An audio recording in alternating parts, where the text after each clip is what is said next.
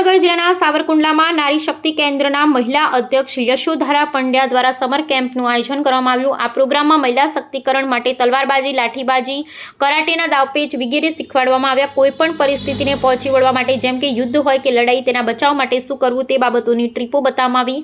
ત્યારે ઉપસ્થિત પોલીસ અધિકારીઓએ પણ પ્રોગ્રામને લગતું માર્ગદર્શન આપ્યું।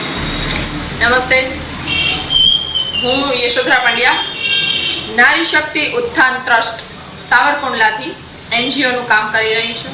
આ એનજીઓ મહિલા સશક્તિકરણ માટે કામ કરે છે। શારીરિક, આર્થિક અને માનસિક રીતે મહિલાઓને સશક્ત કરી અને આજે સમાજ અને દેશને જે દિશા પર જરૂર છે તે દિશા પર લઈ જવા માટે આ ટ્રસ્ટ છે એ કામ કરી રહ્યું છે।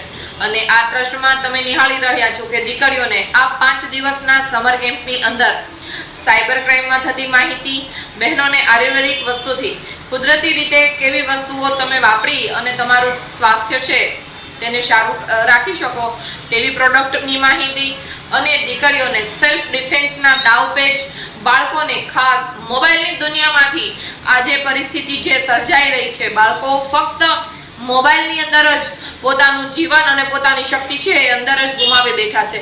તો એમાંથી એને બહાર લઈ આવવા માટેનું પણ આ 5 દિવસની અંદર તાલીમ આપેલી છે।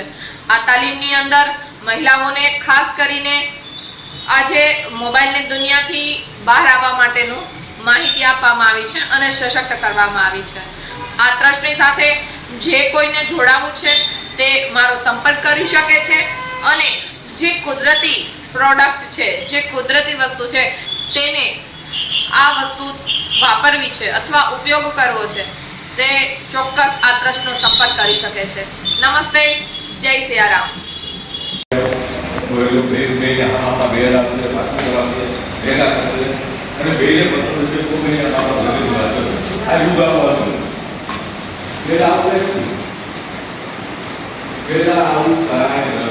Pela